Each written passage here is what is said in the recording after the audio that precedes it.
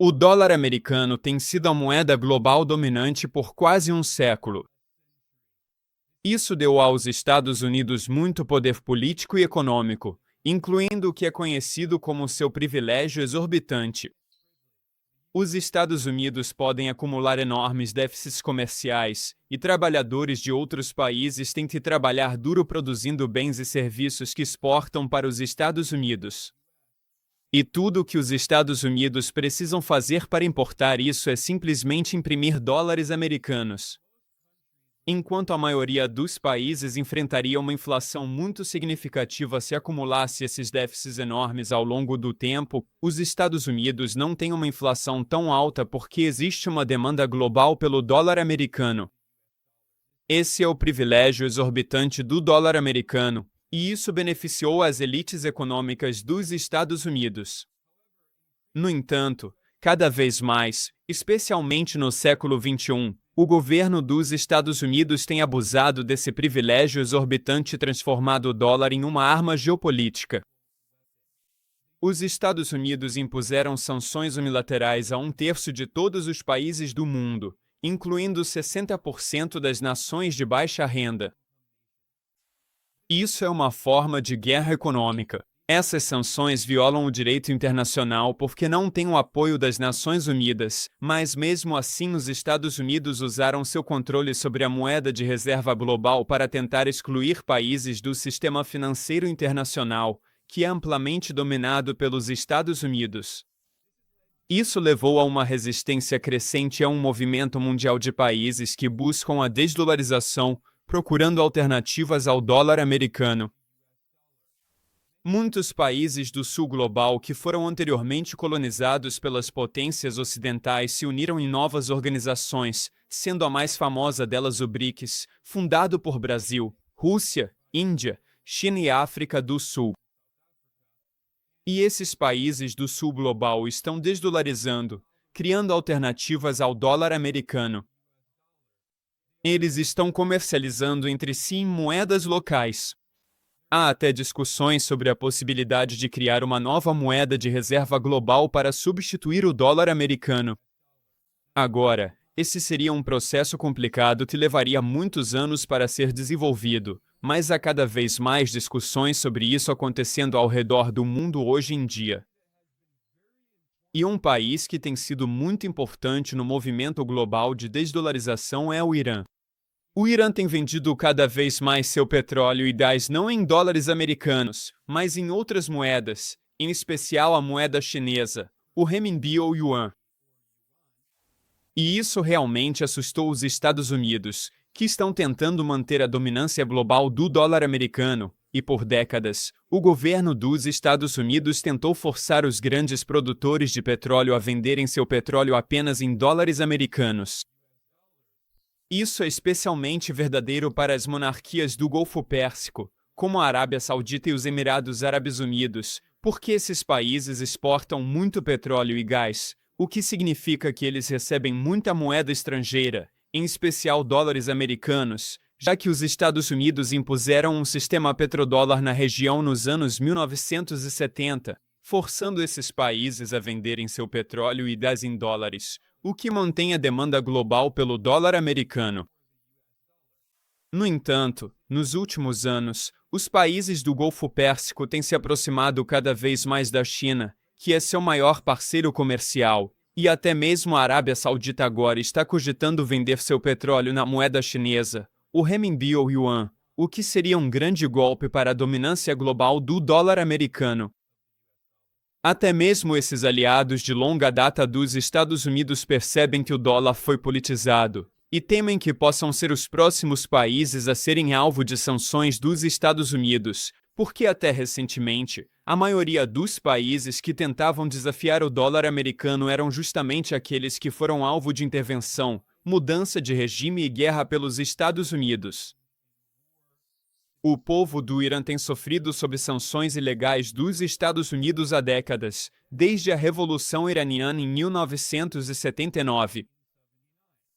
Assim como, Desde que o povo de Cuba realizou uma revolução contra um ditador de direita apoiado pelos Estados Unidos em 1959, os Estados Unidos têm tentado sufocar a economia cubana com um bloqueio, um embargo que viola o direito internacional. E todo ano, na Assembleia Geral das Nações Unidas, quase todos os países do mundo, consistentemente, 98% dos Estados-membros da ONU votam contra esse bloqueio ilegal dos Estados Unidos, e mesmo assim ele continua. Portanto, Cuba e Irã são ambos países que sofreram sob uma guerra política travada pelos Estados Unidos durante muitas décadas. Isso é conhecido como guerra híbrida, onde os Estados Unidos travam vários tipos diferentes de guerra indireta, incluindo guerra política, guerra econômica, guerra tecnológica e guerra de informação. E sob o presidente dos Estados Unidos, Donald Trump, isso escalou para uma guerra militar convencional, com os Estados Unidos e Israel bombardeando diretamente o Irã em seu território, em violação à sua soberania. Mas tudo isso não começou com Donald Trump. Isso remonta a muitas décadas, e vimos que, independentemente de quem seja o presidente dos Estados Unidos, seja republicano ou democrata, eles vêm implementando essas políticas muito agressivas contra o Irã. Na verdade, isso remonta até antes da Revolução Iraniana. Em 1953, a CIA apoiou um golpe que derrubou o primeiro-ministro do Irã, Mohammad Mossadegh, eleito democraticamente, e os Estados Unidos colocaram no poder o notório Shah, o rei. Ele foi um ditador brutal que governou com mão de ferro de 1953 até a Revolução em 1979. E um dos principais motivos para esse golpe apoiado pelo Ocidente no Irã em 1953 foi porque Mohammad Mossadegh, o primeiro-ministro eleito, era um nacionalista de esquerda e nacionalizou as reservas de petróleo do Irã. Ele expulsou as corporações petrolíferas dos Estados Unidos e do Reino Unido e disse que o petróleo do Irã pertencia ao povo iraniano e queria usar os recursos naturais do Irã para desenvolver o país. Isso irritou as corporações ocidentais de combustíveis fósseis e, claro, os políticos dos Estados Unidos que eram financiados pelas grandes petrolíferas. Então eles organizaram esse golpe. E o que isso demonstra é como a indústria do petróleo sempre foi extremamente política. Você não pode entender o mercado global de petróleo sem entender a geopolítica. E hoje, vou explicar como o Irã, desde a Revolução de 1979, entendeu o poder do petróleo e usou o petróleo como uma ferramenta geopolítica para desafiar os Estados Unidos. Agora, o Irã é um país importante. Tem mais de 90 milhões de habitantes e é um dos principais produtores tanto de petróleo quanto de gás natural. E o governo iraniano usou sua posição no mercado global de petróleo e gás para impulsionar a desdolarização, desafiar a dominância do dólar americano e desafiar a supremacia política dos Estados Unidos de forma geral. O falecido ex-presidente do Irã, Ebrahim Raisi, deixou isso muito claro.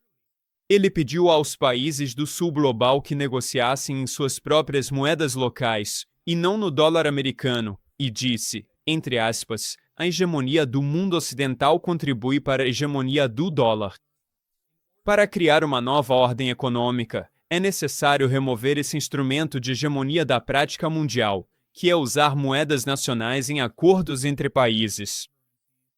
Fim da citação. Em 2024, o Irã tornou-se oficialmente um membro pleno do BRICS e o líder supremo do Irã, Ali Khamenei, afirmou que o BRICS deveria ser uma plataforma para a desdolarização global. Khamenei disse que os países do sul global são excessivamente dependentes do dólar americano, o que reforça a hegemonia dos Estados Unidos, e afirmou, abre aspas, o objetivo é que os membros do BRICS omitam o dólar dos Estados Unidos das trocas comerciais tanto quanto possível. Isso seria um trabalho grandioso e importante. Fim da citação. O governo iraniano chegou a dizer que apoiaria a criação de uma nova moeda do BRICS para resolver desequilíbrios comerciais globalmente, embora, mais uma vez, isso vá ser um processo longo e complicado. ainda está nos estágios iniciais e está apenas sendo debatido e discutido. Ainda não saiu do papel. Mas, a curto prazo, o Irã e outros países do BRICS já estão desdolarizando seu comércio internacional ao utilizar moedas locais, moedas nacionais, nas trocas com seus parceiros comerciais bilaterais. Por exemplo, Irã e Rússia já desdolarizaram quase todo o seu comércio bilateral. Além disso, Irã e o também membro do BRICS, Índia, vem trabalhando para desdolarizar seu comércio bilateral. Assim, o Irã tem vendido petróleo e gás para a Índia e eles têm liquidado esse comércio usando o rial iraniano e a rupia indiana, deixando o dólar americano de fora. Dessa forma, a Índia pode exportar produtos agrícolas para o Irã e, basicamente, o que eles estão fazendo é o Irã trocar seu petróleo por esses produtos agrícolas indianos. E o maior parceiro comercial do Irã é a China. A China é a maior importadora de petróleo do mundo. É uma superpotência manufatureira. Tem 1,4 bilhão de pessoas. Ela precisa de muita energia e a China se tornou a principal compradora do petróleo iraniano. E a China tem pago por esse petróleo não com dólares americanos, mas com a própria moeda chinesa, o renminbi, também conhecido como yuan. Isso permitiu que Irã e China contornassem as sanções unilaterais do Ocidente. Os Estados Unidos impuseram sanções muito agressivas ao Irã e também algumas à China. Essas sanções violam o direito internacional porque não têm o endosso do Conselho de Segurança da ONU, mas devastaram a economia iraniana. Então o Irã está constantemente tentando encontrar maneiras de contornar o sistema financeiro dominado pelos Estados Unidos, o que só o incentivou ainda mais a buscar alternativas ao dólar americano e a apoiar um movimento global crescente de desdolarização. E o Irã é um jogador importante nos mercados globais de energia. O Irã está empatado com o Iraque e a China como o quinto maior produtor de petróleo do mundo. E o Irã é o terceiro maior produtor de gás natural do planeta. E o que realmente preocupa os Estados Unidos é que outros países do Golfo Pérsico possam começar a fazer exatamente o que o Irã está fazendo e vender seu petróleo e gás em outras moedas, não em dólar americano. Na verdade, isso já está acontecendo. Os Emirados Árabes Unidos têm vendido gás natural liquefeito, GNL, para a China em yuan, e não em dólares. E a Arábia Saudita, que historicamente tem sido um dos produtores de petróleo mais importantes do mundo, até mesmo a Arábia Saudita também está em negociações com a China para vender seu petróleo na moeda chinesa, o yuan, o que seria um golpe enorme para o sistema do petrodólar dos Estados Unidos. O que é o sistema do petrodólar? Bem, para entender isso, precisamos voltar a agosto de 1971, quando o presidente dos Estados Unidos, Richard Nixon, encerrou a conversibilidade do dólar em ouro, porque antes disso, desde a Conferência de Bretton Woods de 1944, no final da Segunda Guerra Mundial, o dólar americano estava atrelado ao ouro a uma taxa de câmbio fixa de $35 por uma onça de ouro. Nixon acabou com isso, e desde 1971, o dólar americano passou a ser uma moeda fiduciária de livre flutuação. Isso significa que o valor do dólar americano em relação a outras moedas está constantemente oscilando para cima e para baixo no mercado de câmbio. E nos anos 1970, houve muita inflação nos Estados Unidos e o país tentava encontrar uma maneira de estabilizar o valor do dólar para reduzir a inflação. Isso aconteceu especialmente depois do embargo do petróleo pela OPEP em 1973, que fez os preços do petróleo dispararem. E em 1974, a inflação nos Estados Unidos atingiu 11%, o que foi um recorde na época. Em 1973, a Organização dos Países Exportadores de Petróleo, a OPEP, lançou um embargo de petróleo contra os Estados Unidos e seus aliados ocidentais por causa do apoio deles a Israel, que estava ocupando ilegalmente territórios palestinos, egípcios, sírios e jordanianos. Não podemos esquecer que essa foi uma época muito revolucionária nos anos 70, e havia lutas de libertação nacional anticoloniais acontecendo ao redor do mundo. Então o Sul Global se uniu e usou seu poder no mercado global de petróleo para transformar o petróleo em uma arma geopolítica contra as potências coloniais ocidentais. E esse embargo imediatamente fez com que o preço do petróleo mais que dobrasse. Nos anos seguintes, em meio a toda a turbulência geopolítica, entre 1973 e 1981, o preço do petróleo aumentou 5 vezes. Essa foi uma crise enorme e foi uma razão muito significativa para as taxas de inflação altíssimas nos Estados Unidos e em muitos outros países ao redor do mundo nos anos 1970. E, aliás, um ano e meio após o embargo do petróleo da OPEP, o líder desse embargo foi assassinado. Ele era o rei Faisal da Arábia Saudita e sempre foi muito pró-Palestina, ficando muito irritado com a ocupação israelense do território palestino e também com a ocupação de territórios de outros países árabes vizinhos. Então, foi ele quem, como rei da Arábia Saudita, que na época era o líder de fato da OPEP, supervisionou o embargo do petróleo da OPEP e, um ano e meio depois, foi assassinado. Mas, de qualquer forma, o ponto é que o embargo do petróleo da OPEP foi um grande alerta para os países imperialistas ocidentais que colonizaram a maior parte do mundo. Isso mostrou a eles que o Sul Global, que produzia a maior parte do petróleo do mundo, poderia se unir e, por meio da OPEP, usar sua influência na indústria global do petróleo para causar danos significativos às economias do Ocidente. Então, em 1974, um ano após o embargo do petróleo da OPEP, o governo de Richard Nixon elaborou um plano para criar o sistema do petrodólar. E o que aconteceu? Em 1974, Nixon enviou o secretário do Tesouro dos Estados Unidos, William Simon, o Bill Simon, para a Arábia Saudita para fechar um acordo. É assim que a Bloomberg descreveu o objetivo deles. Citação: neutralizar o petróleo bruto como uma arma econômica e encontrar uma maneira de persuadir um reino hostil, ou seja, a Arábia Saudita, a financiar o crescente déficit americano com sua recém-descoberta riqueza do petrodólar. Fim da citação. E Nixon deixou claro que não havia opção de voltar de mãos vazias. Agora, essa estratégia não foi elaborada apenas por Nixon, mas também pelo todo-poderoso secretário de Estado e conselheiro de Segurança Nacional de Nixon, Henry Kissinger. Então Kissinger e Nixon enviaram o secretário do Tesouro, Bill Simon, para a Arábia Saudita. Quem era William Simon? Ele era um veterano de Wall Street que havia sido chefe da mesa de negociação de títulos do Tesouro no grande banco de investimentos de Wall Street, Salomon Brothers. E em Jeddah, na Arábia Saudita, em 1974, este foi o acordo que ele fez com os sauditas. Estou lendo aqui da Bloomberg. Citação: Simon, melhor do que qualquer outro, entendia o apelo da dívida do governo dos Estados Unidos e como convencer os sauditas de que a América era o lugar mais seguro para estacionar seus petrodólares. Fim da citação. Citação: a estrutura básica era surpreendentemente simples.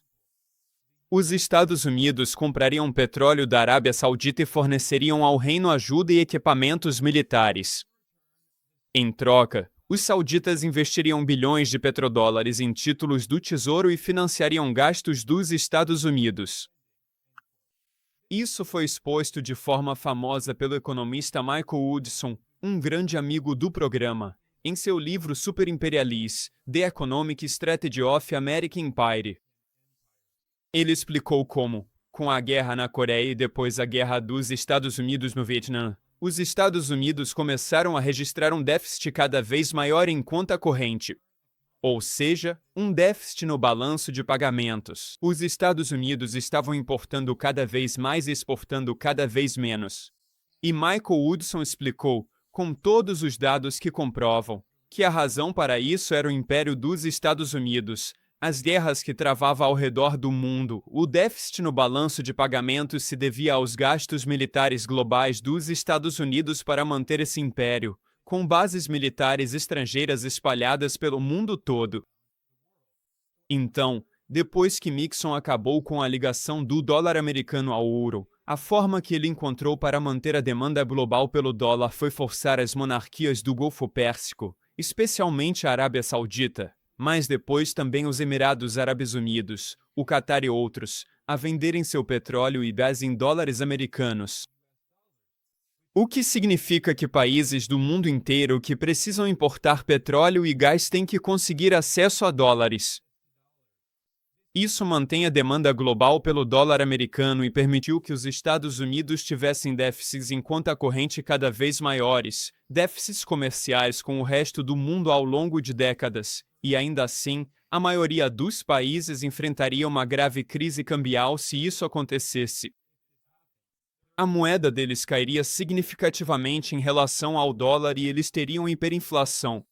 A razão pela qual isso não acontece nos Estados Unidos é porque há uma demanda global pelo dólar americano, já que os países precisam do dólar para pagar importações, não só de petróleo e gás, mas de muitas outras commodities e outros produtos, porque o dólar é a moeda de reserva global. E também porque outros países que têm superávites em conta corrente, superávites comerciais com o resto do mundo, reciclam os dólares excedentes que recebem do comércio em dívida do governo dos Estados Unidos, títulos do Tesouro dos Estados Unidos e outros ativos americanos.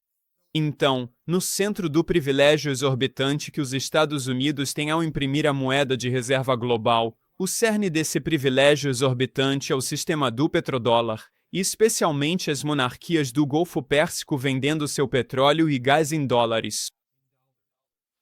Portanto, o fato de Irã e Emirados Árabes Unidos já estarem vendendo petróleo e gás para a China em yuan é muito preocupante do ponto de vista do Império dos Estados Unidos, e Washington tem um medo especial da possibilidade de a Arábia Saudita fazer o mesmo. Agora, a Arábia Saudita ainda desempenha um papel muito influente no mercado global de petróleo como produtora de ajuste, porque a empresa estatal de petróleo saudita, a Saudi Aramco, é conhecida por ser usada como uma ferramenta política. Quando o Riad quer alcançar um determinado objetivo, pode aumentar ou reduzir sua produção de petróleo para influenciar o preço do petróleo no mercado global. E a Arábia Saudita ainda é um grande player na OPEP. Por isso, os Estados Unidos estão muito preocupados com a possibilidade de a Arábia Saudita se afastar do petrodólar e, potencialmente, caminhar para um petróleo ou, pelo menos, vender seu petróleo em diferentes moedas para diferentes parceiros comerciais. Na verdade, lá em 2023, o The Wall Street Journal publicou um artigo que detalhava as exigências que o governo Biden impôs à Arábia Saudita como parte de um plano para intermediar uma reaproximação com Israel. Os Estados Unidos estavam pressionando a Arábia Saudita a reconhecer oficialmente Israel e a abandonar os palestinos. E, de acordo com esse relatório, o governo dos Estados Unidos tinha duas exigências principais. Primeiro, a Arábia Saudita teria que cortar seus laços estreitos com a China. E segundo, a Arábia Saudita teria que garantir que venderia seu petróleo em dólares, e não na moeda chinesa, o yuan. O Wall Street Journal escreveu que, abre aspas, o governo Biden está buscando garantias da Arábia Saudita de que ela vai se distanciar economicamente e militarmente da China. Autoridades disseram que os Estados Unidos poderiam buscar garantias da Arábia Saudita de que não permitirão que a China construa bases militares no reino. Os negociadores também poderiam buscar limitações para que a Arábia Saudita use tecnologia desenvolvida pela Huawei da China e garantias de que Riad utilizará os Estados Unidos dólares, e não a moeda chinesa, para precificar as vendas de petróleo. Fim da citação. Se você quiser mais informações sobre isso, tem outro vídeo e um artigo especificamente sobre esse tema, que vou deixar linkado na descrição abaixo. Mas o ponto principal é que os Estados Unidos estão travando uma guerra contra o Irã como uma ameaça a outros países da região, dizendo a eles que, se agirem de forma muito independente como o Irã, se aproximarem demais da China e da Rússia, se venderem seu petróleo e gás em outras moedas e desafiarem o petrodólar, enfrentarão consequências. Os Estados Unidos estão punindo o Irã, travando uma guerra contra o Irã, e dizendo à Arábia Saudita, aos Emirados Árabes Unidos e ao Catar, que historicamente foram regimes clientes dos Estados Unidos, assim como o Irã era antes da Revolução de 1979 sob o Shah, que não tentem copiar o que o Irã está fazendo, ou serão o próximo Irã. Então, acho que todo esse contexto é muito importante para entender por que os Estados Unidos têm estado tão desesperados para realizar uma mudança de regime no Irã. Na verdade, o presidente Donald Trump admitiu que o objetivo é a mudança de regime, derrubar o governo revolucionário em Teherã. Agora, isso não é algo exclusivo de Trump. Essa tem sido uma política bipartidária há décadas. E, novamente, um motivo significativo, é porque o Irã tem sido uma voz importante no sul global, defendendo alternativas à hegemonia imperial dos Estados Unidos, desafiando o império dos Estados Unidos, e, em especial, desafiando o sistema financeiro dominado pelos Estados Unidos. E o coração desse sistema financeiro dominado pelos Estados Unidos é o dólar, que garante esse privilégio exorbitante que enriqueceu as elites capitalistas nos Estados Unidos, que se tornaram bilionárias e não querem que esse sistema mude porque isso as beneficia. Então, não estou dizendo que esse é o único motivo pelo qual os Estados Unidos estão tentando promover uma mudança de regime no Irã.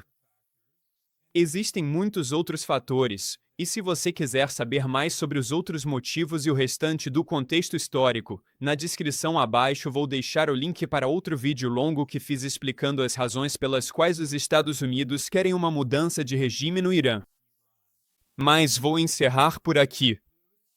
Eu sou Ben Norton, sou o editor-chefe do Geopolitical Economy Report. Quero agradecer a todos por me acompanharem hoje. Por favor, curtam e se inscrevam no canal. Por favor, compartilhem este vídeo. Até a próxima, pessoal!